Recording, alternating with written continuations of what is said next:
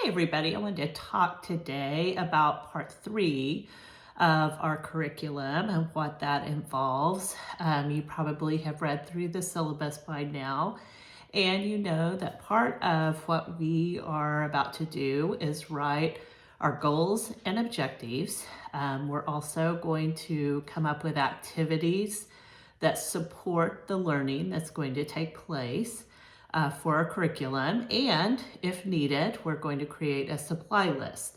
So remember that as you work on your curriculum, one of the main things I want you to keep in mind is that if someone else picked up this curriculum, would they be able to use it with what you have provided? So this should be a usable curriculum, not just for yourself, but if you had a volunteer or if you shared it in other classes, does it have all the elements that are needed for it to be usable? So let's talk a little bit about goals and objectives to start with. So I know there's some other names for these. Some people talk about them with different language, but what I wanted to talk about today is goals and objectives. Those are the words we're going to use. I think it makes it easy because we can remember the word go, right? So we have goals and then we have objectives. Now let me tell you how I see those. A goal is that's your big idea, right? So for instance, I want at the end of the study for my students to understand what it means to have love for Jesus, have love for our neighbor, have love for God, right? Whatever that looks like. So that may be my big objective. I want them to understand what it means to love God, Jesus, and their neighbor. So what I'm going to do then, that's a big goal, but there's nothing concrete hooked to it right now. And if I don't think about it, we're not going to be able to reach it. What does that even mean? I don't know what that means, right? Like if I pick this up, it sounds great. I would love people to understand what it means to love God and Jesus, and what that means for loving our neighbor. So that's step one, setting our big goal. But then we have to have ways to get there. So we come up with objectives. Objectives to me are measurable means for reaching your goal. So what do I mean by that? Objectives are things that we are going to do in our classroom that if I was looking at the objectives, I could check it off, we did it. For instance, maybe my first objective for the day is to read a scripture. So we'll say we're going to read John 3:16 and 17 for this week. That's going to be our scripture. So I could say, read this scripture. And if I was teaching the lesson or somebody else was teaching the lesson, they could say, okay, I did that objective. I met it, right? We read the scripture in class. Maybe your second objective is to have the class brainstorm a definition for love or talk about what they understand Christian love to be, and what that means to them. So we could do, say, we're going to spend 5 minutes brainstorming and coming up with a definition in the class. Okay, I can check that off, right? Another thing. So as you can see, our objectives are trying to get us to the goal that we set. Maybe you have one big overarching goal for your whole curriculum, and then maybe you have a goal each week, right?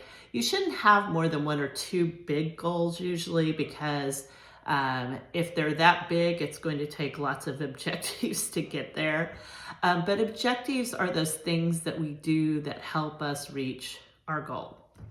So, one of the things that we may find helpful as we're setting our objectives are putting in activities, games, different things that help us get there, maybe some reflection questions. This is where your book's going to come in very handy in chapter 3. There's several different kinds of ideas in there, whether it be journaling, debate, role plays. There's all sorts of different ideas, maybe some things you haven't really thought about before. They have testing in here. You may not have ever thought about giving a test, and you don't want to make it like school. But I remember one summer what we did. I was doing kind of a one-room classroom with kind of 5th through 12th graders. We didn't have, it was a small church. We didn't have tons of kids in the summer. And so what we did was I kind of taught them what I teach my college students in my introduction to the Bible course. And we had learned a lot of things along the way. And then I challenged them to come up with some questions. And we asked the parents if they would be willing to come in and kind of do kind of a family feud, but not exactly. So we had buttons and we had questions, and we called it, Are You Smarter Than a Fifth Grader? And it came in and somebody read the question, right? And one of the people, either the student or the parent, would hit the button first and they'd have the chance to answer the question. That was testing in a way, right? It was helping me to see if the students knew the answers to the question. It wasn't them just, sitting down and taking a test. This isn't school. I don't want to create an atmosphere they don't want to be there. But it was a fun way, right, to see what they remembered. And it was fun for them because they actually beat their parents because they'd been studying all these things all summer. And they knew a lot of things about the Bible that, their parents hadn't looked at. So it was both fun. And my goal was for them to know more about the Bible at the end of the summer. And then we had to put the objectives in there to get to that place. So that's just an example of putting activities in that help, you get to your final goal and do it in a fun way. Role playing is one way. I know we've used that with students a lot, especially younger kids love to role play. So maybe one of your goal is to help them understand both of the Christmas stories, right? Both Matthew and Luke. So we might do something about having, if these, we'll say they're older elementary, we'll have one group act out Luke's story, we'll have one group act out Matthew's story, and then maybe we do a comparison and talk about how those stories are different, right? So we're not just reading it and comparing it, we're having them do some activity to help them get to that point. So you can kind of see what I'm talking about. Adults, a lot of times, are activity or reflection questions. Reflection questions are great, but that's not the only thing adults like to do. So there's some ways you can mix that up, right? And create some other learning opportunities, even for adults, as you're looking at setting your goals and objectives. One of my pet peeves, and one of the things I think we should all be careful about, is using filler. What do we mean by that? Things that have no connection to what we're trying to teach that day. And why I say that is we have such a limited time with folks in Christian education that we want to make sure that we're making it fun, creative, but we're also helping them learn what they need to learn. We're reaching those big goals, right, with what we are teaching. So I want to encourage you to make sure your activities, your questions, the things that you decide to do really get you to the bigger goal that you set. And so, now and then we're going to have some kind of activity. Say this is a new group, they don't know each other, we need to do some group building. That may be before your lesson, even starts is we're going to do a group building activity to help folks know one another. That's not filler. That has a purpose for the bigger picture. But just doing a game for a game during our Christian ed, we can always find things that connect and help folks learn, and they can still be fun and enjoyable.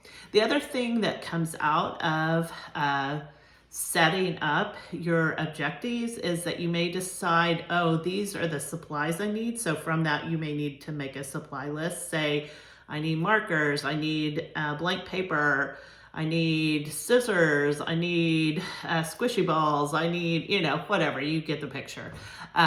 So that if someone picks up your curriculum, they can look at it and they can go, oh, okay, these are the things I'll need to teach the curriculum, right? These are the supplies I need. Oh, look, here's the things I'm going to do objective-wise. I can do this, this, this, this, and this, and then get me to the bigger goal. One other thing you may consider is putting kind of times by how long you see an activity taking. So for instance, maybe you're going to give the kids 20 minutes to put together their role play and then perform it. So it's going to be a quick turnaround. If you have more time, you can adjust those things. But the one thing that's helpful there with kind of putting what you expect the time to take is that, for instance, maybe this day I'm teaching a 30-minute class, but another day I have an hour-and-a-half class. Well, I'm going to have to pick and choose some of the activities. It's always better to have more activities in there so that a teacher can pick what works best with their class. So I want your curriculum to be something that is for you, obviously, but I also want this curriculum to be something that you could pick up, you could share with somebody. It could be taught whether you were there in the room or not. Like, they can understand what is required by how you've written it up, how you've laid it out, making sure that it's pretty easy to follow and that they understand what the objectives are to get them to the bigger goal. So hopefully that helps you as you're thinking about this week and what you need to do as you're preparing part 3 of your curriculum. So if you have any questions, get a hold of me.